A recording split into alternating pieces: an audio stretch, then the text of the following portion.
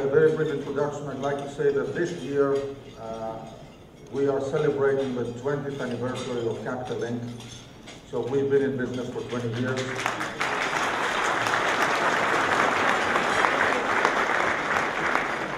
I have to tell you that when I always wanted to start my own business, so I was going back home with new ideas all the time, and my sounding board was my wife. She didn't like any of the ideas that I brought. There were many of them except this one. And thank God this idea survived and flourished, and so thank you.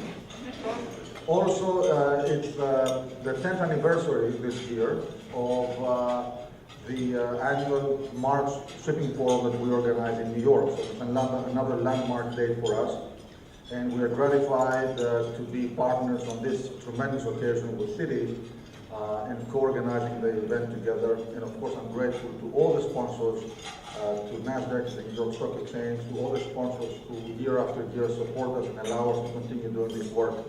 I will take just a minute to say that I know it's hard to convince you that we're not in the conference organization business when we organize 12 conferences a year. But all of our conferences are investment conferences. They're investor events. And since it's lunchtime, I would say the analogy, we have our fingers in different pies. So we organize events on closed-end funds, on ETFs, on MLPs, we'll do a big event about Greece in New York. And 7 out of the 12 events are maritime focused. And we do events in New York, Athens, in London. We're thinking about one in Oslo. And another big day for us, in May, we're doing our first event in Shanghai, in China. So we are hopefully becoming more global now. I'd like to say that in closing, I hope our business model is becoming more and more obvious. We do work a lot on the conference side for 2 reasons. First of all, because we believe that shipping is a relatively unknown industry with the American investment community. It's a huge community, so I think one of the tasks that we have is to educate investors and broaden the investor base. And I think in that respect, with our conferences, we have achieved that because we bring in more and more people every year. And also, the conferences, they build awareness, they build the Rolodex, and all that feeds into the private side of the business when we work for bespoke clients that we have, the right group of people to reach out to. Anyway, that's enough to say about us. I wanted to thank you all for being with us. It's a big day for us today. I would like to introduce Chris Wetherbee, our partner in this conference. If you see Chris being like this, it's because of the heavy shouldering he did to put this conference together. So you all know Chris. And of course, I'd like to thank Michael Parker, Cristobal Pucelli from the Citi team, as well as all the other sponsors, the investment bankers, the analysts, the bankers who participate in this conference. So success always has many parents, and I think the credit goes to all of us being in this room. But let me introduce Chris now. Thanks, Nick. Appreciate it. I'm Chris Wetherbee. For those I haven't had the opportunity to meet, it's nice to see everybody here. Simon Crow from Gaslog at my table said I should be funny. I'm not going to be funny. I can be better than that. I'll be very brief. So let me just sort of thank Nikolas and his team for putting this together. He ultimately shoulders most of the load here.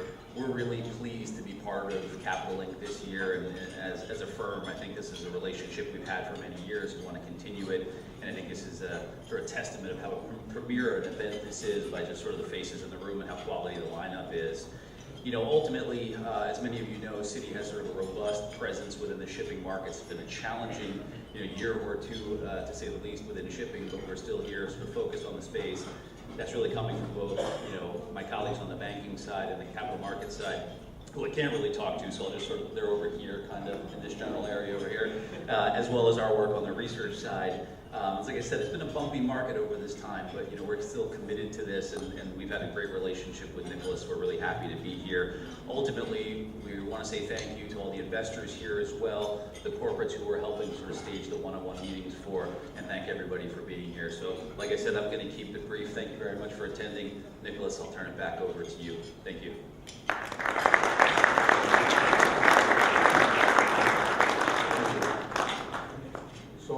also like to thank, besides the sponsors, the investors, and everybody who helped. I'd like to thank my clients who will keep me in business and give me the opportunity to continue doing this work. I would also like to thank Nick Tsakos in particular. Again, many of my clients are in the room, and I thank you all, but Nick has been the global sponsor of our events. No matter where we do them, he's always there. He hasn't given us a blank check, because he always tries. No, you haven't. But he has said, you know, Nikolas, as long as you do a good work, we'll be with you. And so I appreciate, you know, the financial and the otherwise support that we get from Nick and everybody else, because that's what allows us to continue doing this work. As you know, Nikos, besides being the CEO of Tsakos Energy Navigation, a major global energy transporter, he's also the chairman of INTERTANKO, the Independent Tanker Owners Association. So Nikos is going to take us through the work that they do on the industry level.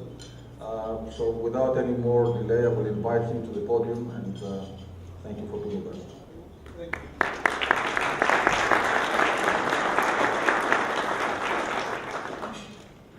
Thank you, Nick.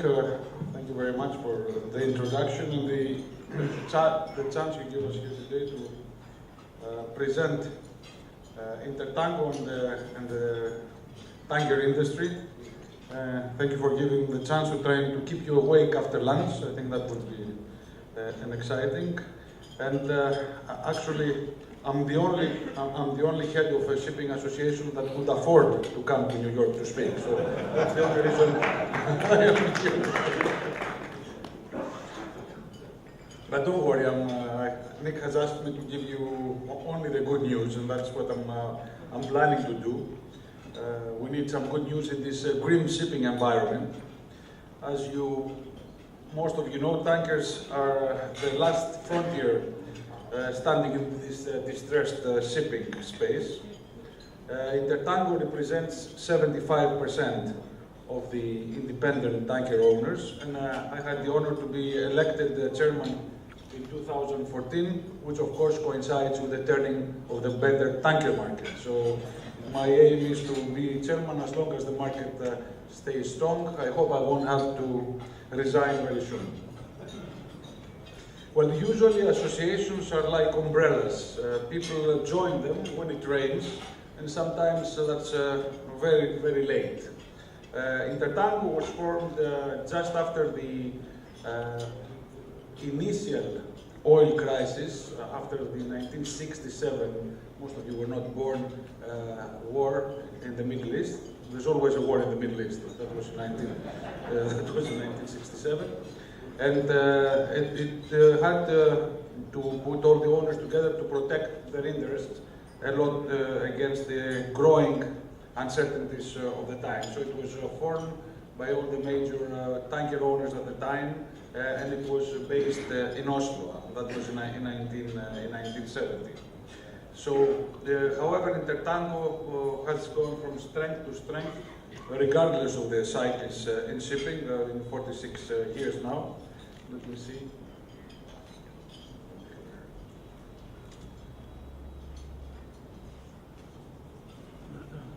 And as you see, it has grown. This is a presentation of the INTERTANKO membership.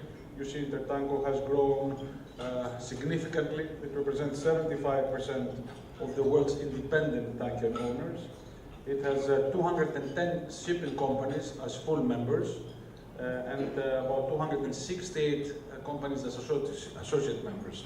The majority of the associate members are completely related stakeholders in our business, including the O'Keefe member, the major oil company. So this is a networking plateau for members to go close to the end users, to our clients, and discuss issues of common interest.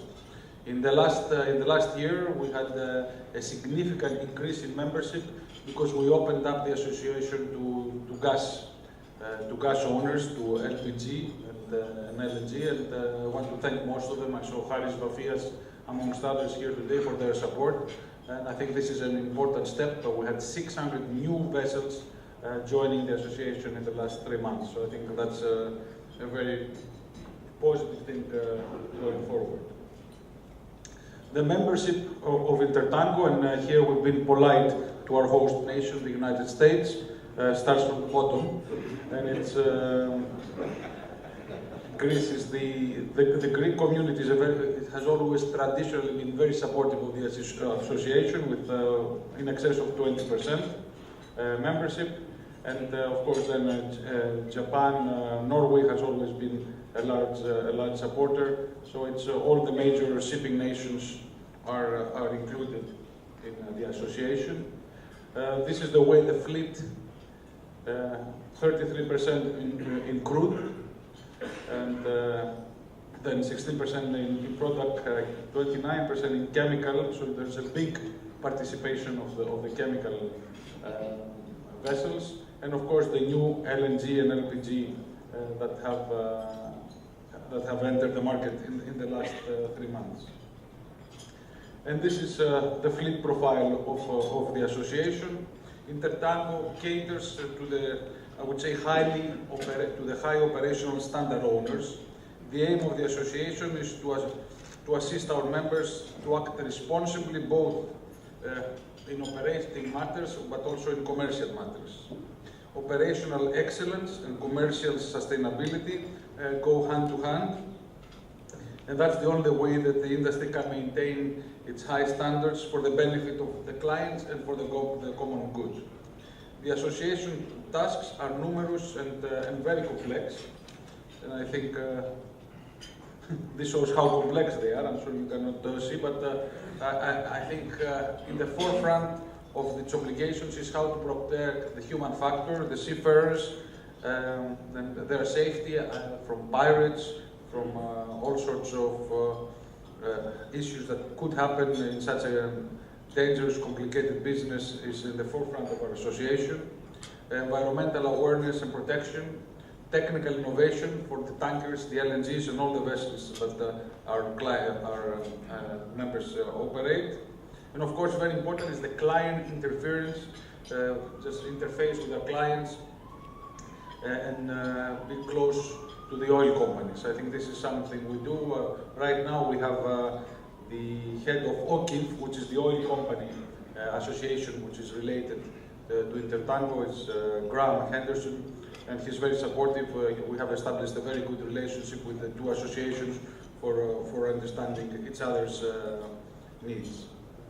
Also, a very important part of what we do has to do with the commercial sustainability and the market dynamics, something that we really put a lot of focus in after 2010, when the market went through a very difficult times, very similar to how the dry cargo market is going today. All these are achieved by a team of 25 professionals, men and women, and a lot of assistance is given by the member representatives. Issues like seafarer education, piracy in the Gulf of Guinea or anywhere, ballast water treatment, greenhouse gases, cybersecurity, which is the new, I would say, the flavor of the period is cybersecurity and how dangerous a vessel can become in the wrong hands. Vetting, which is very important for chartering our ships. Charter party clauses, insurance, the participation in IMO, the relationship with in the round table stakeholders, and are things that INTERTANKO pays a lot of attention with through its committees and its various panels. INTERTANKO's role is to provide its members with up-to-date information for all the industry developments and changes, and this helps them and assist them in taking the final decision. So it's up to each member what he's going to do and if he's going to use any of the information provided by the association. And after all, shipping is the purest play of open market competition, supply and demand. So as we know, Mr. Stopford tells us all the time since I was a student, one ship too much in a loading area, and we have a slum, and one ship too few, then we have a boom. INTERTANKO's role is to act also as an alarm clock in order to avoid prolonged slums. Another new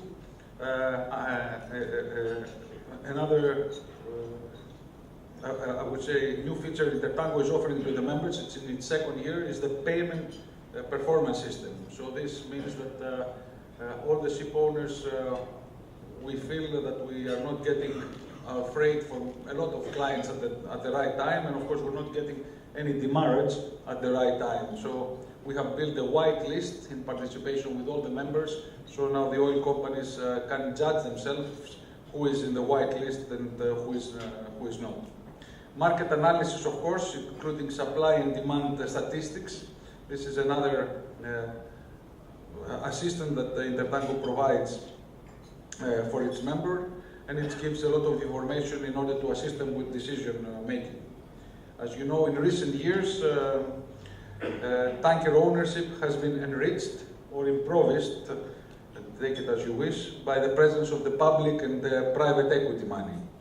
So, of course, we welcome in our industry all of these new members, and ourselves being the oldest publicly traded company for 23 years, it's very important to educate also and be close to the public markets and to the private equity.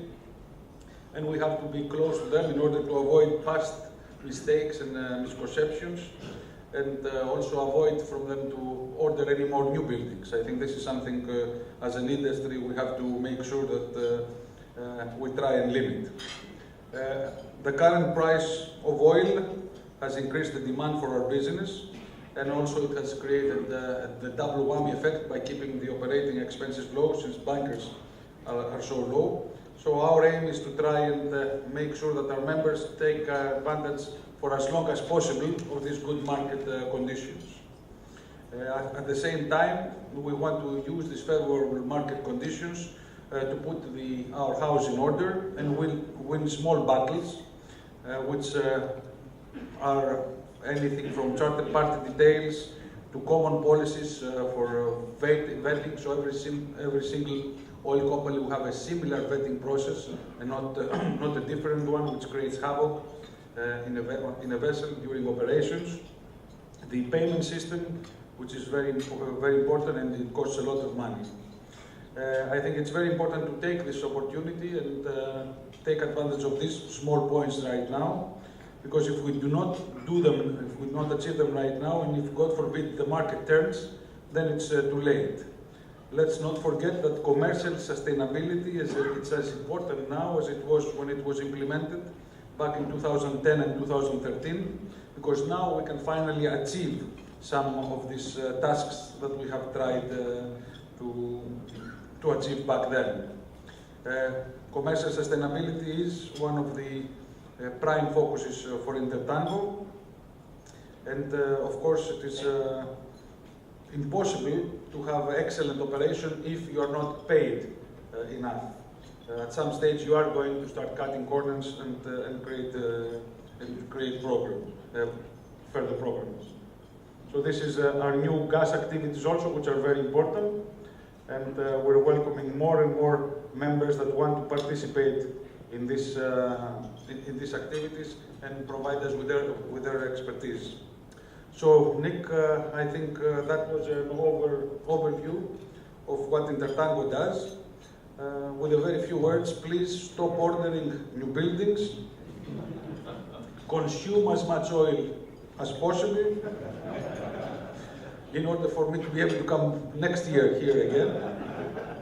And in case for you, our friends in the United States, if you cannot make up your mind for who is going to be your president, we can export someone from Greece. So.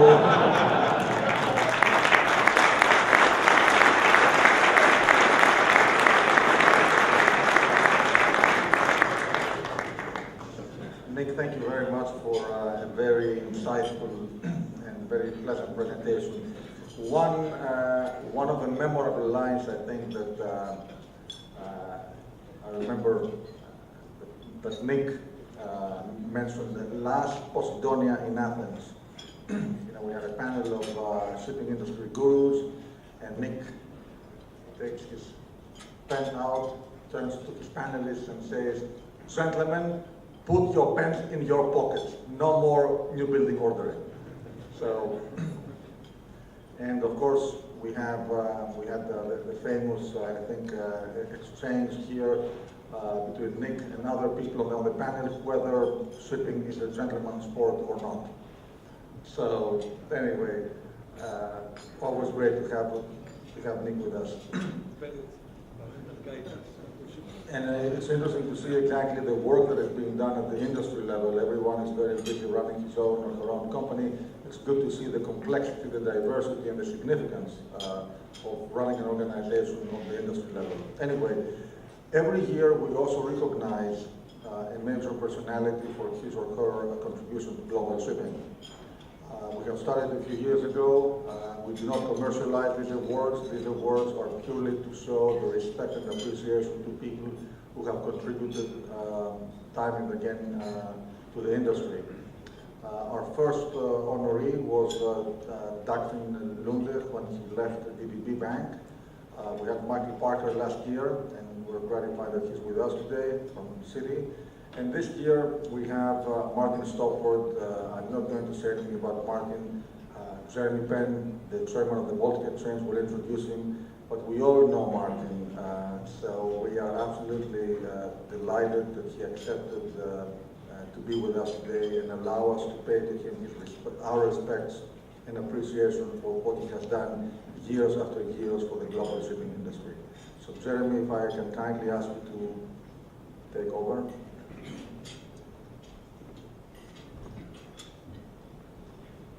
Thank you very much, Nick. When Martin asked me if I'd be willing to introduce him with a few words this morning, I said that it struck me as being a bit like a best man's speech. I don't know exactly how weddings work in the States, but in the UK, the idea of a best man's speech is that you drag up all sorts of embarrassing information from the past, and for preference, the stories should include sheep. So what I'm going to suggest is that I'll carry on with the introduction and you look out for the references to sheep, okay? Guru is an overused word, but one which many in shipping would casually and happily apply to Martin Stopford. It may be more appropriate, in fact, than many people think. Wikipedia offers us the idea that a guru is traditionally a reverential figure to the student, with a guru serving as counsellor who helps mould values, shares experiential knowledge as much as literal knowledge, an exemplar of life, an inspirational source, and so on. Many in shipping would recognise such a description of Martin Stopford. Another view might be as the oracle. In ancient history, of course, the oracle at Delphi was notoriously ambiguous.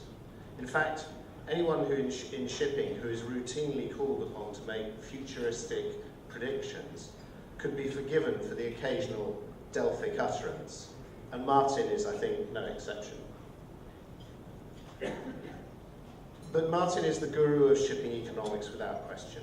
His book, Maritime Economics, now in its 3rd edition, and he was telling me this morning in multiple translations, is required study material for anyone, whether student, teacher, or practitioner. There is quite simply no other text on offer covering everything from the economics of shipbuilding to the calculation of design fuel consumption to voyage calculation to the freight derivatives market. Martin's other great academic claim to fame must be his work with Professor Gramenos in developing in 1984 and then teaching, always in the evenings and alongside his day job, the unparalleled master's course in shipping trade and finance at Cass Business School in London, where he taught from 1984 to 1993. This course has a global reputation which is quite simply second to none. Of course, in recent years, it has been Martin's leadership of Clarkson's research which has been the vehicle for him really to travel the world, sharing his research and conclusions, with anyone who could always flocking to hear what the maestro, there's another word for you, had to say. Yet Martin's achievements, both academic and commercial, are far greater than this implies. His CV, which only goes to 2002 in the version I was given, lists 201 papers delivered. How many hundreds has he delivered since then? His academic connections, in addition to CAS, include a visiting professorship at Dalian Maritime University and lecturing at Copenhagen Business School. Now, I first met Martin in 2003 at the instigation of a mutual friend. And in fact, he was the first person involved in shipping that I had encountered. I was considering taking the position which I currently hold at the Baltic Exchange and wanted his advice. Back to that oracle at Delphi, I'm afraid. I think Martin said it was a very bad idea indeed to take the job, but I did it anyway, and he now denies saying any such thing, so I don't think we'll ever agree on that, Martin. However, this may simply be a question of the timescale. 12 years simply not being long enough yet to formulate an opinion. I think it was Deng Xiaoping who, when asked for a view on the impact of the French Revolution on Chinese history, thought for a moment and then said, "Too soon to tell." Martin is similarly famous for taking a very long view. Shipping is, of course, an industry of long cycles, asset lives of 25 years and all, cycles of 10 and 20 years common, family ship owning stretches through multiple generations. Martin often recognises the length of the shipping cycles with his penchant for long data time series. It's not unusual to see him showing a chart of data back to the Great Depression. But when he goes back to the 16th century, it really is impressive. I've seen some of those, I promise you. In fact, this morning, he was comparing the current recession to events in 1787. So, Martin, it is a delight to see you recognised and honoured at this lunch today. Oracle of the shipping market, with your long experience of teaching and study, your perspectives, which stretch, of course, through your long career, but also run sometimes for hundreds of years, even longer than those of Deng Xiaoping. We really can call you the guru of maritime study in all its aspects. Thank you.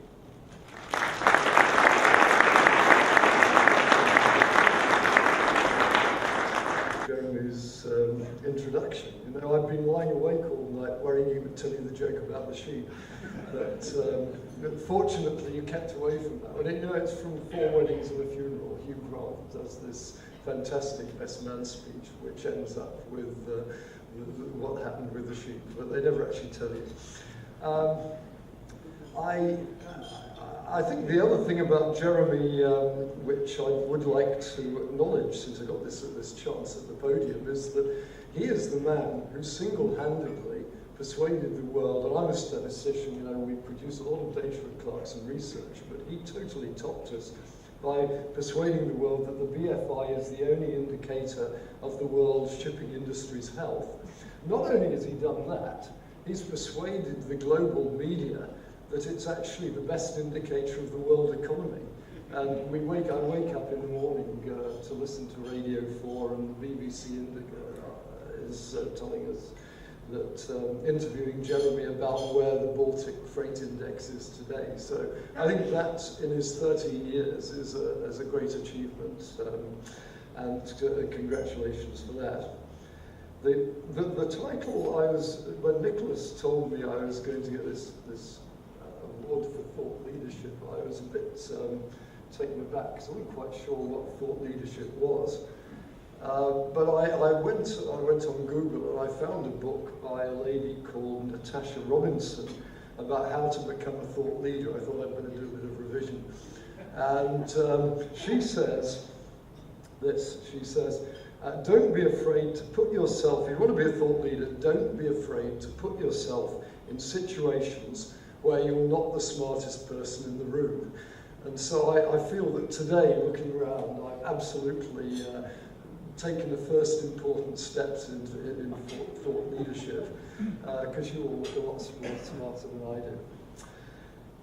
And in fact, I was mindful coming over here of that other great thought leader of today, Donald Trump, who Nick has said several times, Nick, that we don't want any new orders placing, and I don't think you read my paper on this, but I wrote a paper recommending that what we do is extend the Great Wall of China to include the Chinese and the Korean shipyards, but we don't let any ship owners through until we've decided whether we want any more ships, right? And I feel very confident that this would help to solve our problem. But I guess this brings me on to the bit where I've got to sing for my supper a little bit and talk to you about the market. Nick took the precaution of telling me, the other Nikolas took the precaution of telling me that I must do this. Recently I've been trying to avoid it by talking about smart shipping and IT, but you could never quite escape from the market cycle. And I think that the position today, you all know what it is. It's we've got the world economy isn't that brilliant. In fact, I updated my industrial production database just yesterday and found that I can't quite figure out why, but global industrial production has slipped down to 0.1% growth in the year to January, which is pretty slow. It's not like the sort of total collapse of 2009, but it's sluggish, and I think it's indicative of the fact we haven't really got a trade leader in the world economy at the moment. China's done very well for many years, but we have a little bit of a hiatus while we look for somebody else to pick up the challenge. So that is not so good in some ways on the demand side, although, you know, it's a bit like in terms of the seasons. I always think at the end of February, in England it's gloomy in February, and I'm always so pleased on the 1st of March because you've got February behind you, and then although March is not better than February, at least you're on your way to summer. And I think as far as the world economy is concerned, that probably is about where we are at the moment. We've been through a very, very bad run, and we're now we've got through past the worst part of it. I mean, on the other side, on the supply side, the shipyards peaked out at 160 million tonnes of ships delivered in 2011. It came down last year to 96 million tonnes, which I reckon is probably about 20-25% more than we could really do with. And this year it's going to go up again to over 100 million tonnes. So the supply side is not very encouraging. But again, I think one has to welcome the negative sentiment. I'm sorry to say that, but you only get the tough decisions when people are convinced in their heart of hearts that things are really bad. And I think what we've missed in the last 5 years is that deep conviction.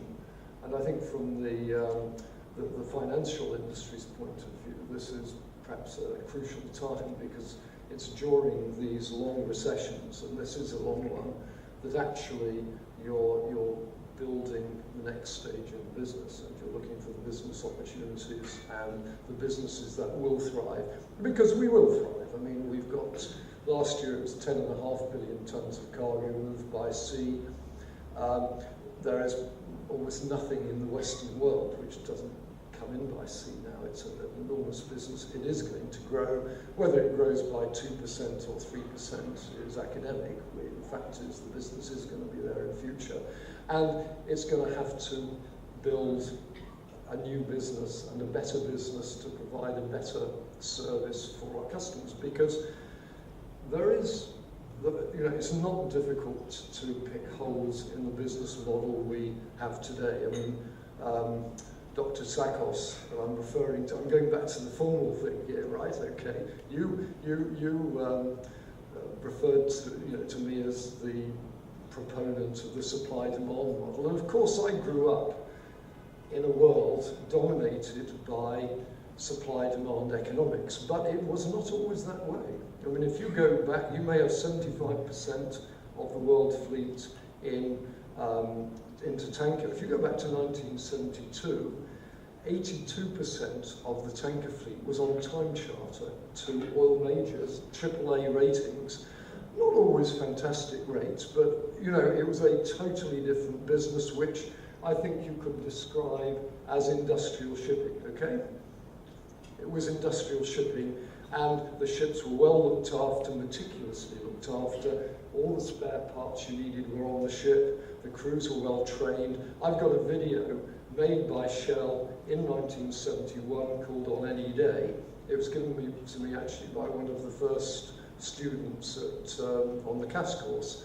And in that course it describes how the oil majors controlled the shipping business. They worked together to ensure that it was massively productive. And in fact, the average tanker in those days delivered almost twice as much cargo as it does today. You know, it was a logistics operation. And so I think you have to remember that there are other business models as well as the beat-em-up supply-demand neoclassical model, if you call it that way. Now I'm not that keen on this changing because I should have to rewrite my book if it does. But I do feel that as we move forwards, we need to remember that big recessions actually often are the harbingers of big changes in the industry. Just a couple of examples of that. On the 23rd of April next year, this year, that's just 3 weeks away, is it the 50th anniversary of Malcolm McLean's first transatlantic container ship leaving New Jersey on the 23rd of April 1966. It berthed in Rotterdam on the 3rd of May, sorry, I'm getting confused here. And that was the beginning of a new world for the transport of general cargo. 50 years later, it's still not over. That container ship carried 226 containers. It had its own cranes. It had the wrong sort of trailer park. And you know, the other liner companies hated it. You read up the history of ocean transport, P&O, they hated containerization because ocean transport had got 186 ships on the water, and they were all old they weren't even old general cargo ships, they were nearly new general cargo ships, and they were faced with spending $400 million on new terminals, on putting together a business which completely changed their philosophy. And it was very traumatic, but in the end, I don't think there's a person in this room that wouldn't say that McLean didn't institute one of the great shipping revolutions of all time. And that began here in the United States, which is another reason that I'm just so honored to be invited to talk to get this award today.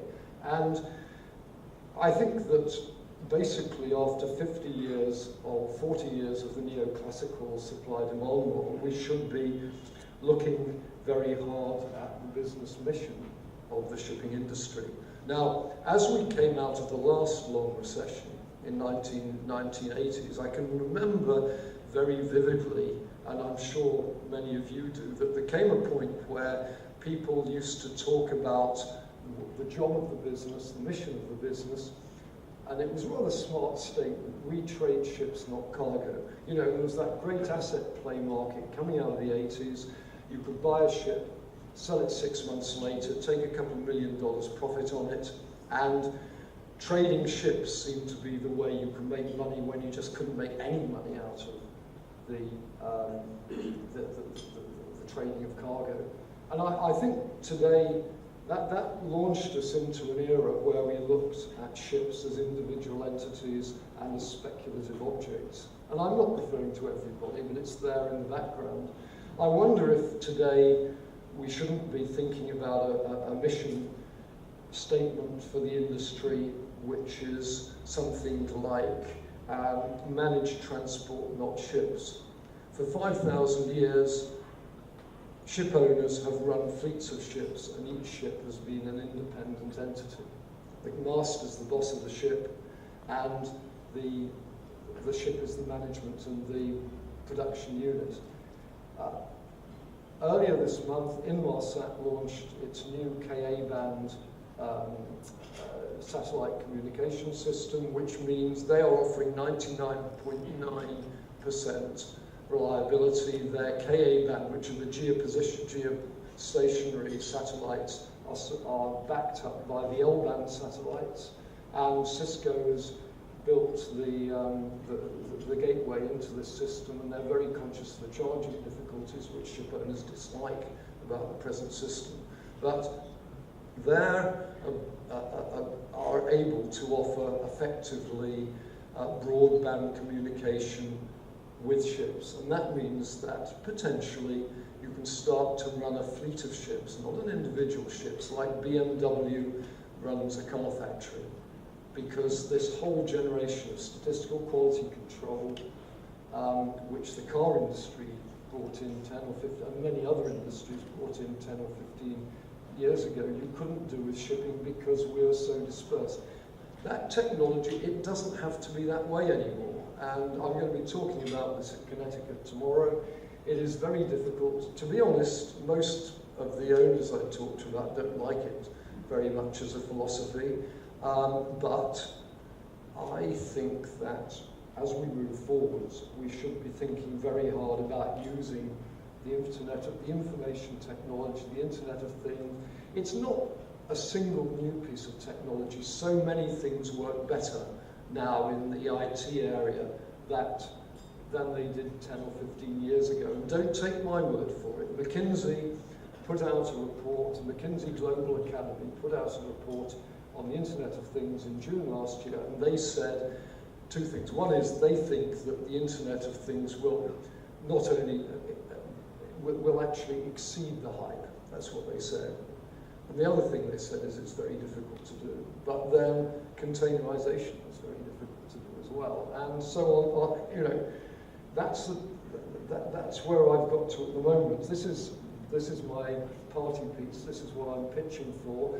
It beats the hell out of talking about the bulk carrier market, if you know what I mean. And I think, well, I think I should stop there. You know, my old dad used to say, son, he said, son, an Englishman's speech should be no longer than it takes to make love. And I'm afraid I'm exaggerating massively. So on that happy note, thank you very much for your attention.